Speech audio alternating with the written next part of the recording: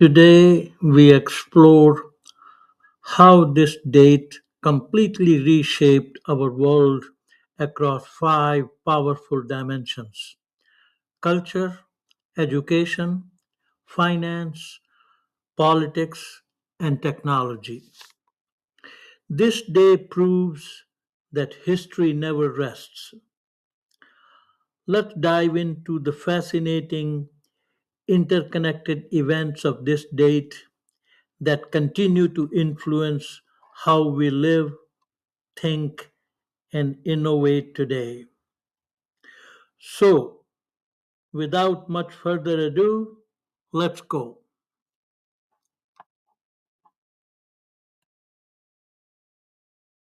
So imagine a single 24-hour spot on the calendar that somehow managed to strip a king of his absolute power, catch lightning in a jar, and lay the groundwork for a $1 trillion space empire. It sounds completely made up, but yeah. Right.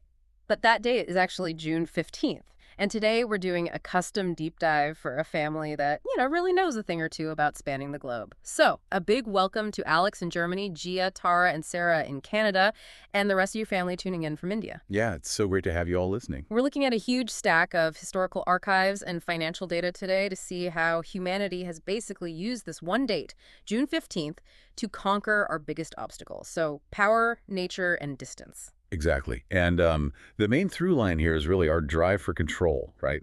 Like the most profound shift in political control probably happened on June 15th, 1215. That's when King John was forced to seal the Magna Carta. Which I always picture as like a political software update or, changing the master lock on a kingdom. That's a great way to put it, yeah. Right. Because before that day, the king literally held the only key. But the Magna Carta essentially forced him to hand over a spare key to the barons, which established due process. Right, and that spare key introduced this really radical idea that a ruler must actually obey their own laws. Hmm. But, creating boundaries with ink is entirely different from enforcing them with iron. Oh, absolutely. Right, so if you jump to the exact same date in 1389, you hit the Battle of Kosovo.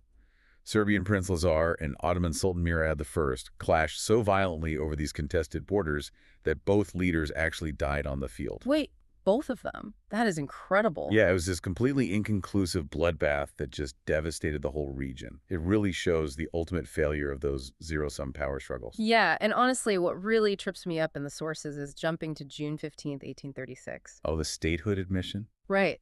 On the exact same day that gave us the Magna Carta's foundational human rights, Arkansas becomes the 25th U.S. state, and it was specifically admitted to expand slavery.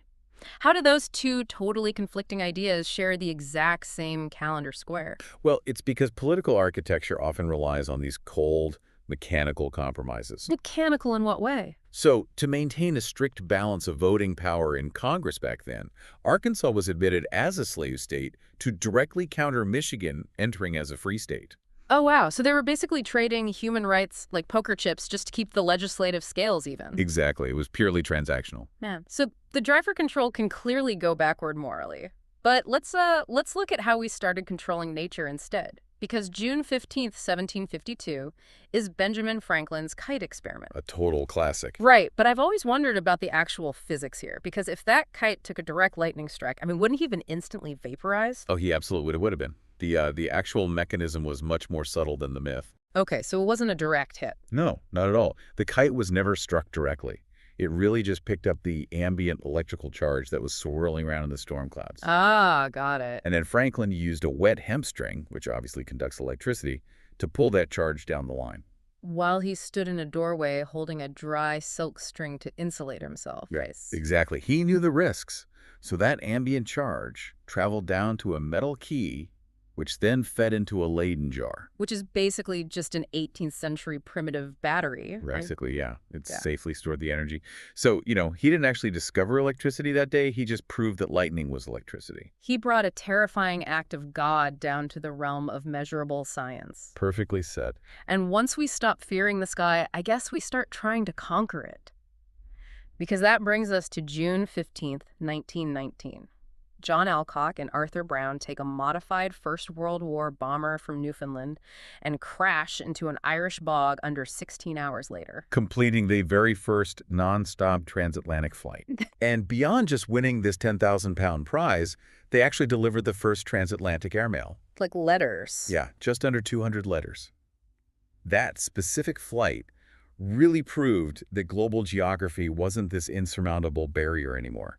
It proved the world could shrink. Which is exactly why a family spread across Germany, Canada, and India can feel so closely connected listening to this today. Definitely. But shrinking the world like that requires, massive organized capital. Which brings us to June 15th, 1908.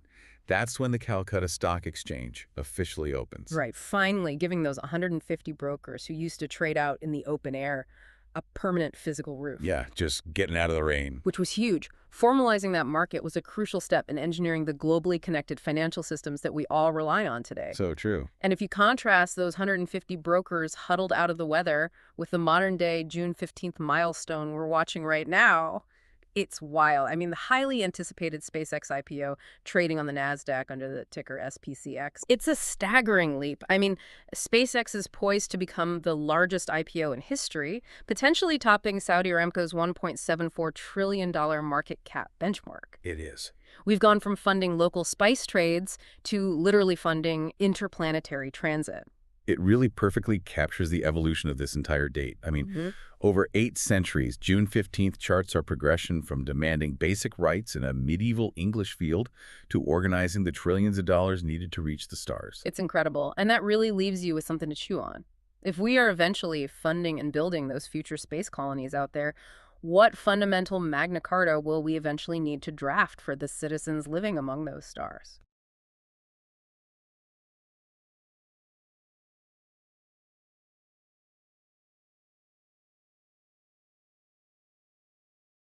Hi viewers, family and friends. How did you like the content of this video? Like the video and subscribe to the channel. Please write in the comments your name and the place you are watching from. Since our viewing family is spread all over the world, it will be nice to know which city and the country you are watching from, so I can say hello to you. Science and technology.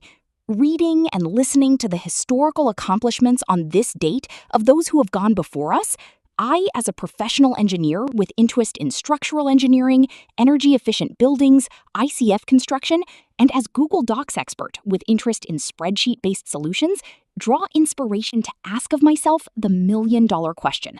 What would I accomplish today? Think about the Japanese practice of Kaizen. Let me know in the comments, what would you accomplish today? Your subscribing to the channel inspires me to post more such videos. Thanks for your patronage. See you in the next video. Sincerely, Yogi Anand.